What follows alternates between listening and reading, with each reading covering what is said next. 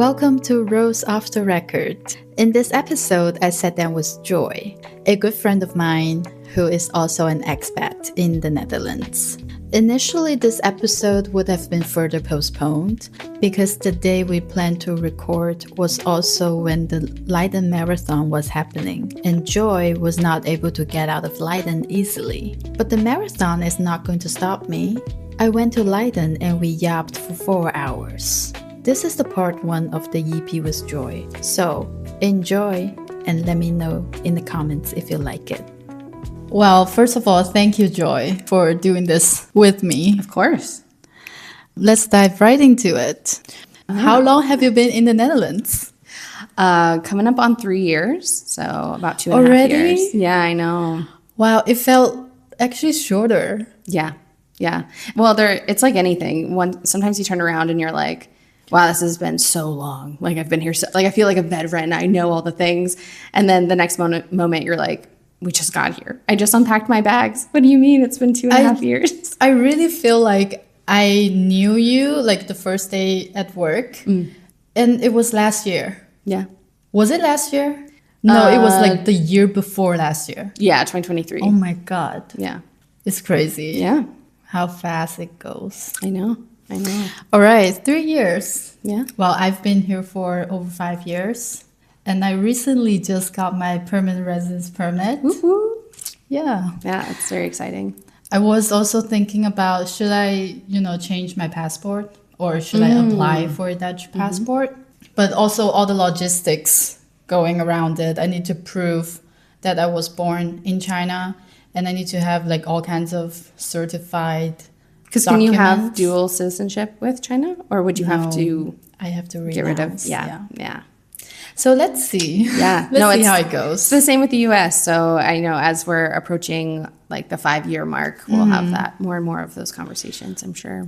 But I think for the US, you can have dual citizenship. Not with the Netherlands. Nope. Really? Oh, unless you're married to a Dutch person. Right. Yes. So Luke is American. Kick Luke to the curb. Yeah. Hopefully this ages well. Oh no! Luke is like in the corner listening. Well, and why did you choose to move to the Netherlands from the United States? Well, Luke and I had done quite a bit of international travel. So like starting in 2018, we did our first like big Euro trip. It had always been on my For how many days? Sorry. It was like 9 days. Oh, yeah. Your big Euro trip. That's in my defense, I think that still qualifies as a big Euro trip for Americans sure. because we went to like 4 different countries in 9 days and like packed it all in. And yeah, it was still a whirlwind. Like we got back and needed a vacation from our vacation. We were so tired.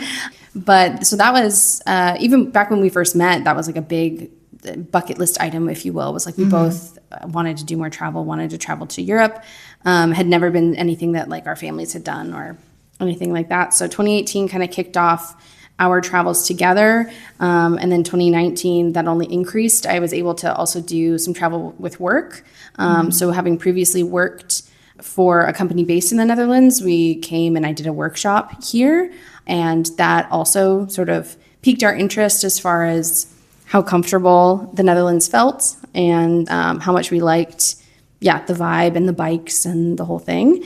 And so from 2019, it was kind of in the back of our mind, like, oh, the Netherlands might be, someplace we come back to, whether it was for longer stays or for, maybe a move in the future. I actually had the same feeling when I first visited the Netherlands. Like I was in Amsterdam, Rotterdam, and The Hague. So only the big cities.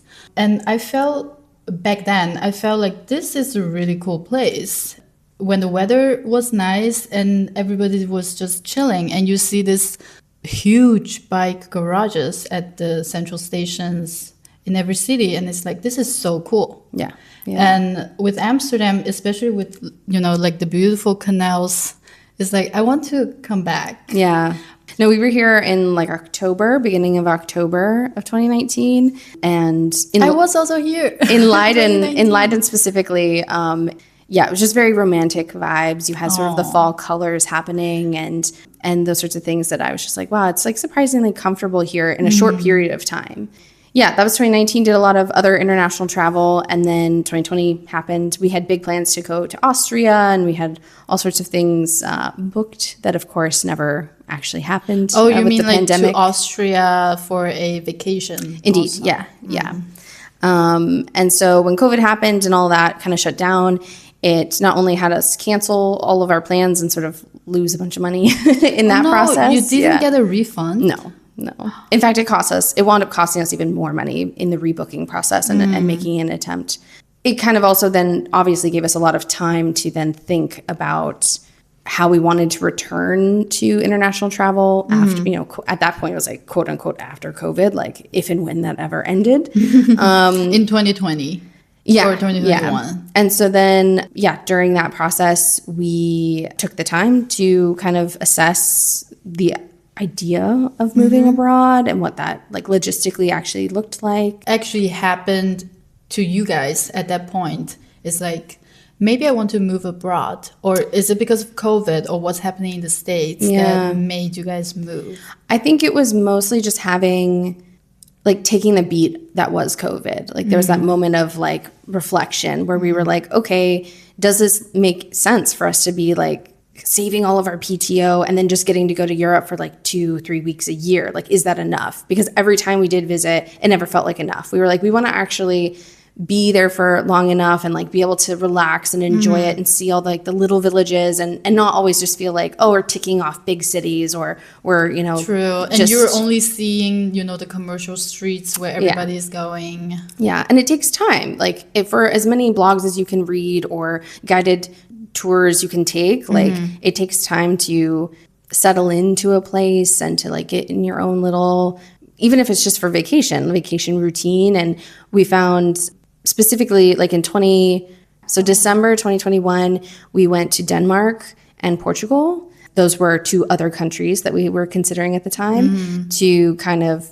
scout it out and like see what it felt like, and we took 3 weeks, which again, in the US, that took me like over a year to accrue and to accumulate. And Luke also we really had to do a lot of planning in order to accumulate that amount of PTO. Yeah, I mean, it's very far away from where you're from and also where I'm from. So I kind of get that. Yeah. But I want to know why the Netherlands won among, Denmark and Portugal. Yeah. Because I would love to move to Portugal at this point of my life. Oh, so the opposite was kind of for us. We went to Portugal, and for as beautiful it was, for how so I'm originally from Northern California, and the weather in Portugal was also, everyone was like, it's the California of Europe. And I was like, really? Sure. Yeah. Weather-wise, the beaches and all of that. And the dryness. Yeah. We went and we loved it, but we also didn't fall in love with the way of life, if you will. The public transportation was a big one for us. Coming from the US, we really wanted to ditch our cars as much much as possible. In Portugal, you will need a car. Yeah. I mean, there is public transportation. From what I hear, it is only improving. But especially, our experience was it just was not very reliable and not super cost effective and not well connected enough, to be honest. Portugal's not a huge country, but the idea that, you were basically going to have to get a car every single time you wanted to go explore a new little spot or whatever just didn't. That's a fair reason. Yeah. So the Netherlands stood out for the lack of language barrier. That was huge. That's true. That wasn't something we wanted to really take on immediately to have to. I mean, I do wish I would have done some language learning before we moved. That probably would have helped a little bit. But even if you didn't, it doesn't really block your starting your life here. It doesn't block starting your life here, but again, 2.5 years in, I do think it has hindered some of my ability to build community and some employment opportunities. Just having even a more basic level of Dutch would help in a lot of those situations. But so language barrier is a big one. Public transportation, being able to ditch the car was huge. Not having, and there might be some Dutchies out there that might laugh at this, but not having weather extremes. So again, coming from California, very, very fortunate in the weather there, but was not interested in moving to Svalbard, was not interested in moving to the equator. I needed something, I wanted something, I was willing to put up with something different, but not something like absolutely crazy different. Okay.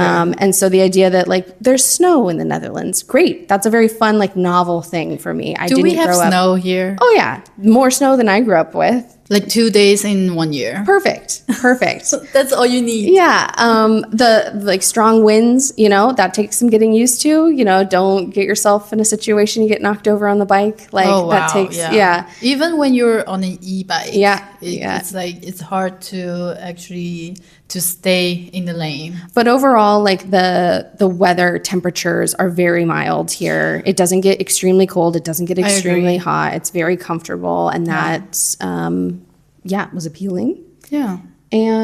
But versus Denmark, not so different from Denmark. Yeah, it's very, they get, I would say, some colder temperatures. They are also they're far north, and they're much more surrounded by water, so you have sort of that impact, I would say. But I have never been to Denmark, but every time I see a photo of Copenhagen, some parts they really look like Amsterdam. Oh, sure. Like the parts where you see a lot of people just chilling on the river or like next to a canal, and it really looks like Amsterdam.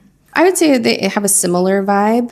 The universities there as well. So you have a lot of just like, I don't know, young people milling about. There's a lot of like entrepreneurial spirit. You have small businesses that get incubated there and start there, and interesting things happening. Good, art culture and coffee culture is huge as well. So lots of similarities. And we also have friends that live in Denmark. So that was another reason why it was originally on our list.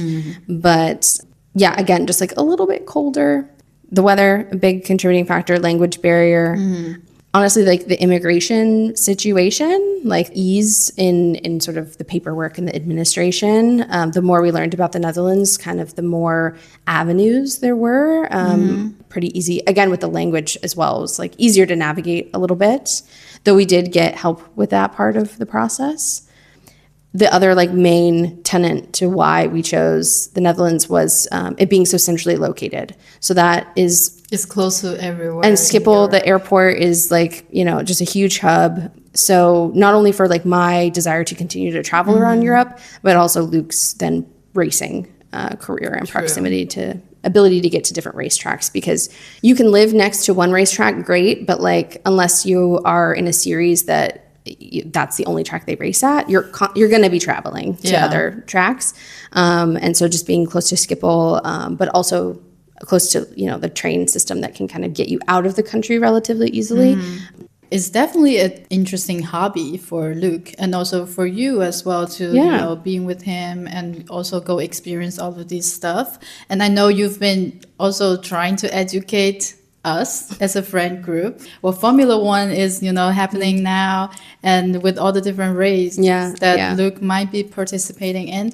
But like for me personally, like I really don't know what they're doing. And also watching Formula One at your place or somewhere where when we went to a bar, it's like, what are we looking at? Please tell me. Yeah. And they go so fast. All you do is just reading the stats on the screen. Well, I think for me, like that's, especially being like a female in the paddock, a woman in the paddock, is also, it's a rarity. Most of the drivers are men. Most of the mechanics are men. Even a lot of the friends that come out to watch the races are men. So to be one of the few there with the other girlfriends and the other wives primarily, there to support your drivers, but also there to, learn, to learn about like what are their concerns, or what is this, what is this sport, and why are they so addicted to it, and why is it so, enthralling for them, and what can my contribution be or not be, or all of those things. And I think it's really fun to then meet people that don't have a familiarity with racing, because then I think this is probably also your first question. Everyone goes like, well, how fast does his car go? I mean, I can read from the screen. It's like, I don't know, like 300. No.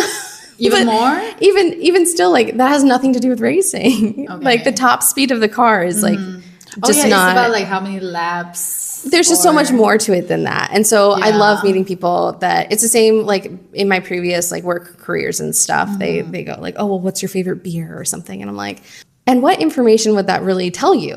What does that really tell you at all about like my previous work or about fermented beverages in general or about, Oh my God. Beer is also another interesting topic that we can talk about all day. Yeah. So I enjoy that piece of it is also then like looping people in and trying to expand people's minds as far as what motorsport is. Which is good, I think. But for me, I'm not the audience. Like, even when I try to educate myself on this topic, it's like, no, I don't get it. Yeah.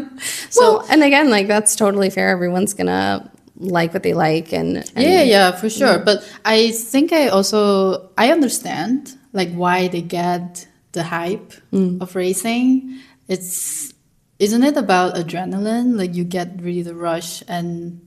Maybe this is a question for Luke, but... Well, I think it would be, again, I think we could probably do a whole other episode on just this aspect of it. But I think every driver, there's definitely a driver stereotype, but every driver is going to have a different origin story, how they made it into racing and what keeps them coming back. Let alone people that are just fans, people that love motorsport but have never sat in a race car before or never had that ambition. But speaking, on behalf of Luke, he also being a software engineer by day, loves the data, I'm a perfectionist, but he in his own very special, So he's really trying to, like when he's racing, he's trying to get the best data out of his race. He's trying to get the perfect lap. That's what they're all after. You get the perfect lap with no traffic or with perfect conditions, the perfect tire temp, the perfect weather. All of these things connect together and you either qualify first, right? And that's like the best spot you could be, or you're able to replicate that and have really consistent lap times. Then you win the race in some cases. He primarily races in endurance racing, so that becomes even more important. You're maintaining these things over hours and hours and hours. I think it's that thirst for perfection that kind of can keep people driven. I think that probably dovetails really well into the work culture in general in the US is this like grind to always be better. Really? You think there's like a correlation between this obsession about getting the perfect stats and then, the working culture in the States? I think they're both a personal thing. They're both recipes for burnout if they're not well balanced. And so that's where it's been really interesting meeting more and more European drivers and seeing that the way that they balance their passion for sport, let alone if they are paid to drive. Then again, it's your job, it's your livelihood, it's maybe your whole family's livelihood. So trying to see and have those conversations with people that are then, maybe managing that balance differently or better to see sort of how you can still be passionate about something and like eke out the best of that thing and not have it totally fully maybe consume you in a very negative way. Thank you for sharing that. I know that we derail from our topic. So we were talking about, all these different reasons why you guys moved. I'm also curious about what are the surprises and the things that you did not expect, even though, you've been here before you moved here.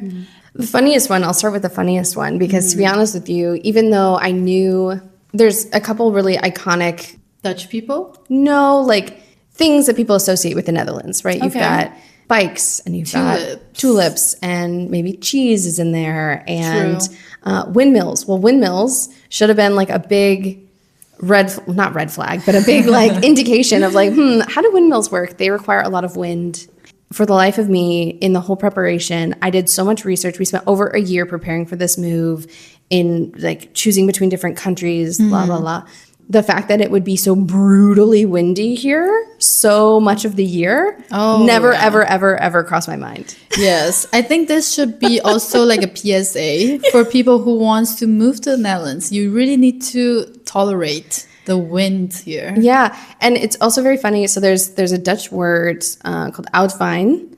And it's basically this concept. There's no translation, but it's a general concept of when you go and you clear your head and you walk in the wind. You kind of let the wind sort of cleanse blow you away, if you will. Yeah, of your stress, of your anxiety. Maybe it's after work. Maybe it's, you're in an argument with a loved one, whatever. You just like go.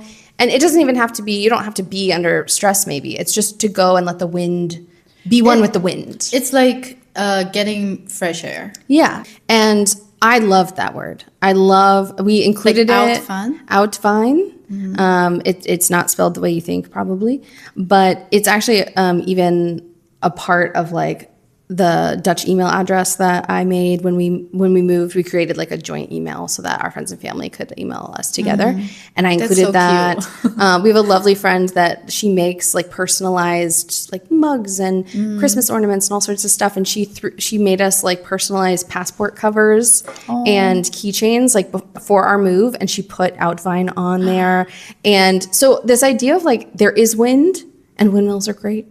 But the idea that you could just be blown off a bicycle or that like buses can get blown into canals because the wind or like roofs Cars. come off buildings Yeah. because of the brutal like winds coming off the North Sea, like literally was not on my radar. So that's always a funny one to me. And I think also one of the funny things that comes with the strong winds is like now we're in a really beautiful season of the year. Yeah, And May. with all the tulip fields, sometimes after a night of really bad winds, then all the tulips, they're like tilted to one side.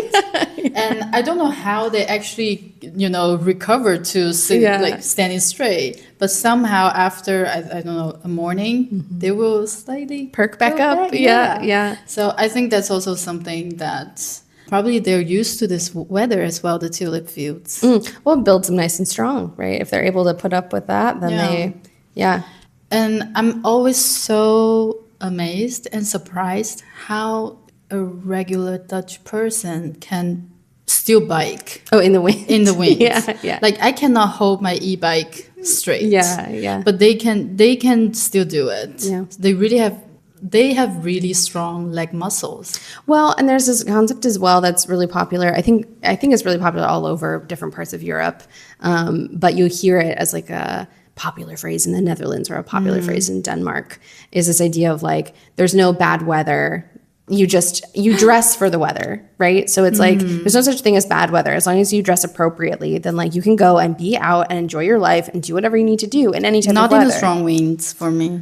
Well, I think the wind is definitely one of the more challenging ones. Like it could be really cold. Yes. Like put me in my wool, under clothes and like make sure I've got cozy boots and like you can manage cold or manage hot or manage whatever, dry or rainy. But the wind is a really tricky one. Yeah, and I always get headaches if I go out one day and there's suddenly strong winds and my head will start to explode.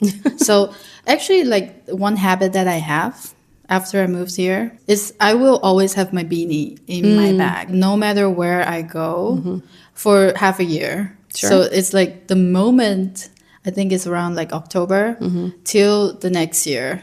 Even in spring, it's very windy. When we went to Testo, like it was so windy. Yeah. And I was so jealous that you guys had the beanie with you and I didn't bring mine. Yeah, so the wind is like a big one that like I said, just totally slipped my mind as being like a big Nobody element. would have thought that. Yeah. We talked briefly about like the language barrier. Again, I wouldn't say I went into the move naively. Like learning the language is always on my to-do list, but really I've been, like more and more surprised as to, especially like job postings, sort of how many roles claim to require Dutch proficiency. And then I'm meeting people on that exact team or I'm talking with a recruiter and they're going like, oh, I don't know, like that's like, it's probably fine. We'll probably push you through. I'm like, you know how many people are not even applying for this role because you put that sentence on there? And again, if they really want someone to have that and that's essential to the work or it's a part of some requirement, like they have to put Dutch nationals first in their hiring for whatever reason, then like that's I don't that's think a they're different allowed thing. to put like you need to be Dutch for this, but Right. they are allowed to put the language requirement. Right.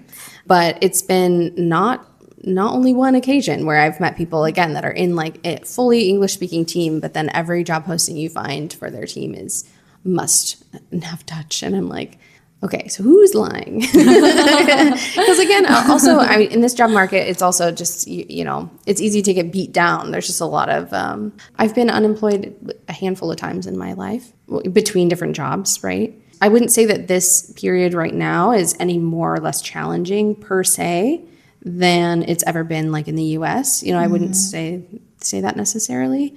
I think it's much more, and this isn't even really a surprise, but this is something that's like lived up to the hype in a way, that not only like your relationship building, but your like career success is so much more dependent on networking here.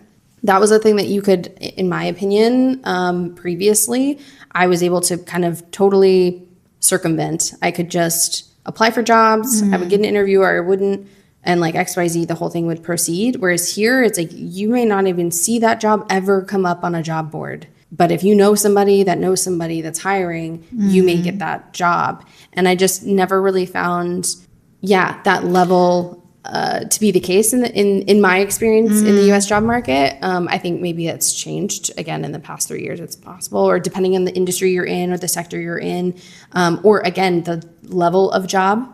Maybe C-suite or something. It's just a different game. Yeah. By networking, you can get a job that is not even on the market yet. But I personally have not experienced that. I've heard stories about it. But of course, like in the employer that we both work for, I think there are pretty much a lot of people who get new positions are by networking. Yeah. 100%, but that's within one company, you know, like they're moving internally. But from outside, I've heard of the stories, but nothing really like from my experience or your experience or experiences from my friends. Like I have never heard a real life story on that one. Yeah. So maybe next time if we really get a job by networking, we can also share. Yeah, well, and again, like just also it applies also to like Luke's racing career, and even just like my, like not only the job hunt I did when we first moved, but also the one I'm in now. It's like the more people you know, just the more likelihood that you'll even hear of something. Yeah. Whether you get the role or not, whether it's a good fit or whether they consider you, like it's a whole nother thing. But yeah, that relationship building just feels a lot more important here. Like it's more essential here. And also to have more visibility anywhere. Well, showing up in coffee chats in other companies is also fine. I think it's also really helped me have a better appreciation and understanding of, so my previous work in the US, I also worked for a multinational. For years, I was trying to translate that role into an international role, right? Like I was like, okay, you have offices all over the world. Like, let me see if I can do a similar role, but from the Netherlands, from wherever, knowing that travel was something I wanted to do. And it just wasn't coming together. And I was meeting with people. I was, sending out, and you're in the network. So you're leveraging that internal email address to say like, oh, hey, like, please have, like, let's set up a Teams chat. Let's set up coffee or whatever. And I did that for years, trying to network and trying to meet people, feeling like I was doing all that I could. And then it was amazing how the moment I was physically in the country, all of these other like doors opened up. And how it really didn't matter how many people I met or how much I tried to network. Whether my nationality had something to do with it or not, that really felt like a much more of a barrier. Whereas then the moment I was here in person and could shake people's hands and go have physical coffee with people and go and could say like, yes, I'm on site in the Netherlands, all of a sudden people would take me more seriously. I was actually getting my resume past, that second hurdle or whatever. Whereas initially, it really felt so just demoralizing, feeling like even within my own company, I was not able to apparently advocate for myself well enough or meet the right people or whatever. It was just like you were always running into these dead ends. So then to move to a different multinational in the Netherlands and seeing kind of firsthand how that networking works in sort of a European setting was like, everyone will talk to you. Yeah. Well, and like also this proximity component of like people will not take your random email seriously. But if they see you walking the hall or they hear your name from a friend of theirs, you're in. I also know that you made a lot of effort, travel to different offices, and I think that also helps. Yeah. And you just can't, even in today's, Zooms and Teams meetings and blah, blah, blah, like, or even if you were willing to fly to the Netherlands and like take in-person meetings as part of an interview situation, it just is not enough. It's in my experience, it's just not the same, and it's not going to go as far as building those relationships in person. And it again feels like a barrier for some folks that are trying to make the move to Europe, or vice versa. If you're trying to like move from Europe and trying to get a job in the US, I think you could have that desire to build that relationship and kind of face it in the inverse way and have it maybe not pan out or not build the type of relationship you thought you were building, because that networking is received differently. It's always hard, because I also try to like network with people from our own company or your previous employer. I always feel like a little bit awkward. Oh, sure. Because it's basically like a pitch. You're making a pitch for yourself and in this coffee chat. And sometimes when they have an open position in their team, essentially you might be talking to the hiring manager, right? They would be like, okay, we can stop here. This is from my experience. The hiring manager literally said, we can stop here. Please just apply and we can continue our conversation in our official interview. And I was like, okay, this is a little bit awkward because I also didn't know that he would be so straightforward. He's like, okay, done deal. Just, apply and we will get you an interview. Honestly, that's been one of my favorite things about coming to the Netherlands. That was one on my pros column. Because people are so the Dutch bluntness. Yes, the Dutch straightforwardness. That's like my energy. That is what I've always wanted. I mean, I think that's part of why Luke and I's relationship has even worked, is because we're both so open and just honest. Put that fish on the table or whatever they say. We just want to get it out there and want to be able to talk about it. And there's been very few instances in my limited time here so far where that has been off-putting. You hear horror stories of people being embarrassed or confronted. I wouldn't say off-putting, but confronted, definitely. Yeah. And I wanted to say the awkwardness, it's because you are doing these networking things, coffee chats, trying to build relationships, but what you want to get is a new job. And what the person can offer is also a new job for you, potentially, if it doesn't work out. If, you're just one of the candidates. Isn't it awkward to still reach out? And how do you stay relevant to them if they already hired another candidate? And how do you keep that relationship? Well, I think that's exactly what I was saying, is it goes so much more than, it's one thing to go, oh, I heard from the through the office that this role is coming available, so I scheduled coffee with the hiring manager. Great. And it's awkward. There's this first date energy where you're like, you know why I'm here, and you know why I'm here. I have this hard skill, soft skill, but I really think for selling me, yourself. It's then been even if that role doesn't come together, or even if you decide not to apply for whatever reason, or you decide to apply and you don't get it, it's setting up another meeting with that person. It's the follow-up. I did not follow up anything. Yeah. Because I also had some positions that I was interested in, and I actually reached out to the hiring manager and we had a chat. Sure. And right off the bat, I'm like, I cannot work with this person. Yeah. And then I was like, I would check the job board to see if I can apply. But I did not apply. And I feel like I'm in this awkward space.